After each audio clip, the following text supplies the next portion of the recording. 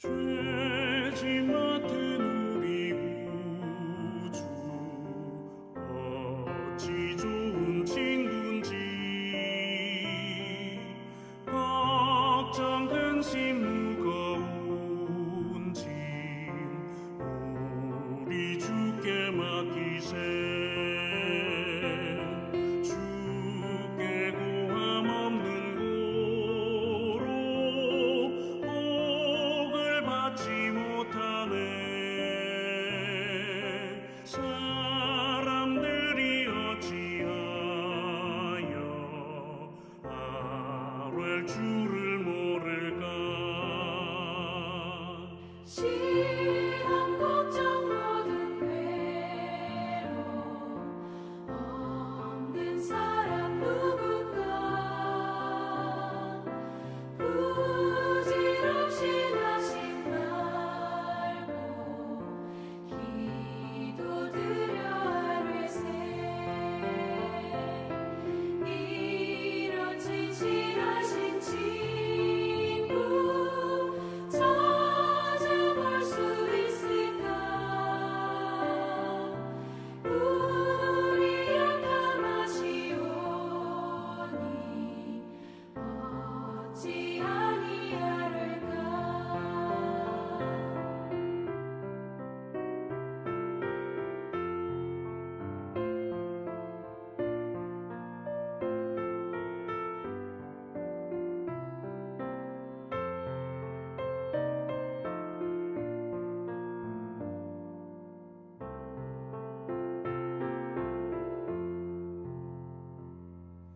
근심 걱정 무거운 짐 아니 진짜 누군가 비난 저는 우리 예수 주께 기도드리세 세상 친구 멸시하고 너를 조롱하여도 예수 품에 안기어서 참된 위로받겠네 아멘.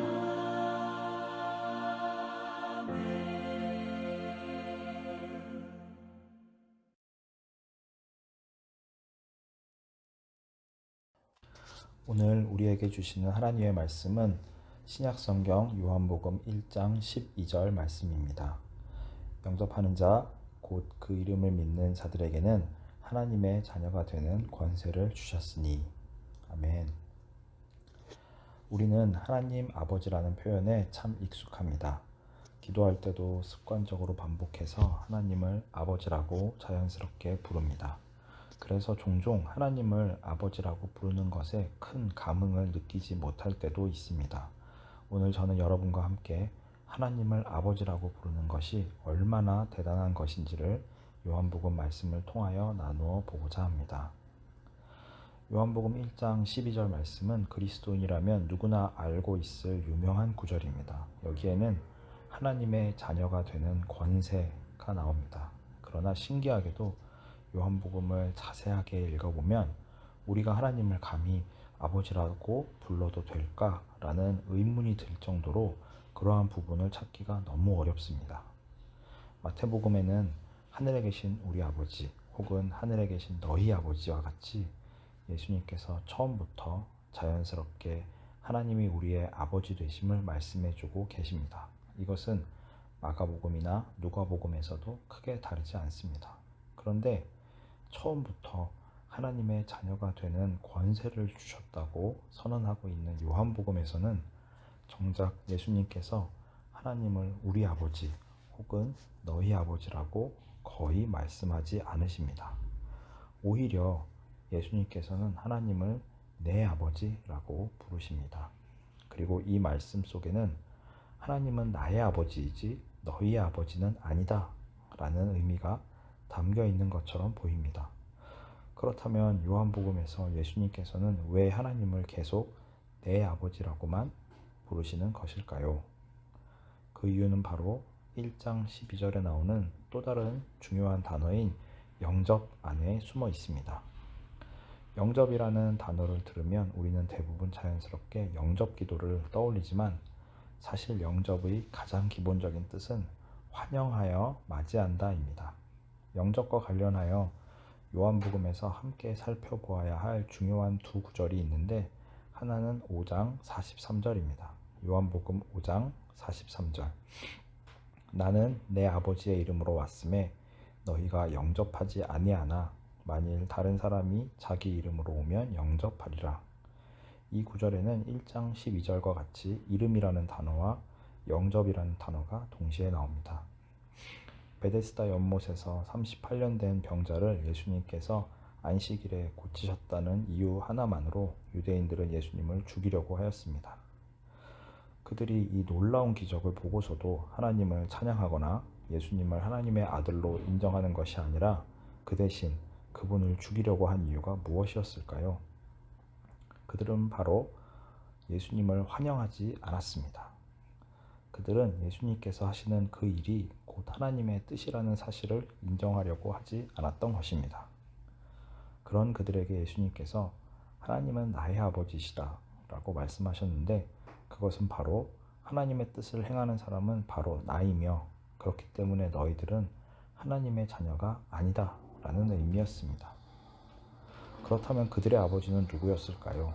요한복음 8장에서 그들의 아버지는 하나님도 아니고 아브라함도 아니며 오히려 마귀라고 예수님은 선언하셨습니다.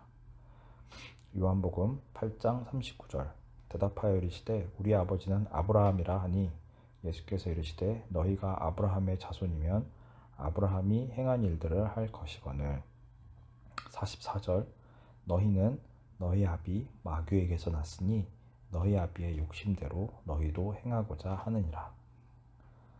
다시 말해서 하나님의 뜻을 행하시는 예수님을 미워하고 그분의 사역에 동의하지 않는 이들은 감히 하나님을 아버지라고 부를 수 없다는 말입니다. 그래서 예수님을 영접한다는 것은 바로 예수님의 사역과 가르침을 기꺼이 받아들이고 따르겠다는 뜻을 가지고 있습니다. 영접과 관련하여 한 가지 더 중요한 구절이 있는데 그것은 요한복음 13장 20절 말씀입니다. 요한복음 13장 20절. 내가 진실로 진실로 너희에게 이르노니 내가 보낸 자를 영접하는 자는 나를 영접하는 것이요 나를 영접하는 자는 나를 보내신 이를 영접하는 것이니라. 요한복음 1장에서 예수님을 영접하는 것이 곧 하나님을 믿는 것이라고 하셨던 예수님께서 이번에는 다시 한 번 더 놀라운 말씀을 하십니다. 예수님을 믿는 사람들을 영접하는 것이 곧 예수님을 영접하는 것과 동일한 것이며 또한 그것은 나를 보내시니 다시 말해서 하나님을 영접하는 것과 마찬가지라고 말씀하십니다.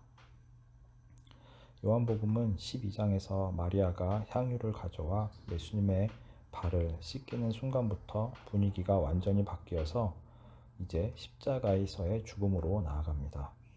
더 이상 놀라운 기적들은 나타나지 않으며 예수님께서 떠나시면서 사랑하시는 제자들을 위하여 유언과 같은 말씀들을 남기십니다. 비로소 여기서부터 예수님은 자신을 믿고 따르는, 다시 말해서 자신을 영접한 제자들에게 놀라운 권세를 주십니다. 그 권세 중 하나가 바로 13장 20절입니다. 아직 하나님을 너희 아버지라고까지 말씀하지는 않으시지만 이제 예수님께서는 하나님 아버지와 자신 사이의 친밀한 관계를 확장하셔서 우리들도 그 안으로 들어올 수 있도록 해 주셨습니다. 그리고 마침내 요한복음에서 하나님을 감히 우리의 아버지라고 부를 수 있는 구절이 나옵니다. 요한복음 20장 17절. 예수께서 이르시되 나를 붙들지 말라. 내가 아직 아버지께로 올라가지 아니하였노라. 너는 내 형제들에게 가서 이르되 내가 내 아버지 곧 너희 아버지 내 하나님 곧 너희 하나님께로 올라간다 하라 하시니. 여러분, 이 말씀이 정말 감동적이지 않으십니까? 드디어 예수님께서는 하나님을 내 아버지 곧 너희 아버지라고 말씀해 주셨습니다. 예수님의 십자가와 부활을 통하여 하나님의 자녀가 되는 권세가 이제야 비로소 우리에게 온 것입니다. 요한복음이 21장까지 있는데 거의 마지막이 되어서야 처음에 1장에서 말씀해 주셨던 그 약속이 이루어진 것입니다. 이제 말씀을 마치고자 합니다. 요한복음에서 우리가 하나님의 자녀이고 하나님께서 우리의 아버지 되시는 것은 결코 당연한 것도 아니며 자연스럽게 되는 것도 아닙니다. 여기에는 정말 중요한 것이 필요합니다. 우리의 경험과 모든 생각을 먼저 완전하게 내려놓고 하나님께서 예수님을 통하여 우리 눈앞에 보여주시는 새롭고 놀라운 사역을 온 마음으로 받아들이는 것 말입니다. 지금도 예수님께서는 2000년 전과 마찬가지로 새 일을 행하십니다. 더 이상 과거의 생각이나 경험에 얽매여 지금 우리 앞에서 펼쳐지고 있는 하나님의 일을 거부해서는 안 됩니다. 예수님을 영접하는 것, 그것은 날마다 우리에게 새로운 결단과 도전을 요구합니다. 우리의 마음을 활짝 열고 생명을 살리시고 더욱 풍성하게 하시는 하나님께로 나아갑시다. 이 말씀을 마음에 품고 오늘 이 새로운 하루의 시작을 하시는 저와 여러분이 되시기를 간절히 축복합니다. 기도하시겠습니다. 하나님, 감사합니다. 저희들에게 이 새로운 하루의 아침을 허락하여 주셔서 저희가 다시 희망찬 마음으로 저희에게 주어진 이 하루를 충실하게 보내고자 합니다. 하나님께서 저희에게 오늘 말씀을 통하여 보여주셨던 것과 같이 하나님께서 이루시는 그 놀라운 새 일에 저희도 온 마음을 열고 동참할 수 있도록 인도하여 주시옵소서. 더 이상 우리의 좁은 생각, 좁은 마음 속에 갇혀있지 않게 하시고 하나님께서 하시는 생명을 살리시는 일, 그리고 생명을 풍성케 하시는 그 일에 우리도 함께 할 수 있도록 인도하여 주시옵소서. 성령 하나님, 우리의 마음을 온전히 주장하여 주셔서 오늘 하루도 우리 안에서, 우리의 주변에서 생명들이 다시 살아나고 풍성하게 살아갈 수 있는 역사가 일어나도록 인도하여 주시옵소서. 우리를 사랑하시는 예수님의 이름으로 기도하였습니다. 아멘.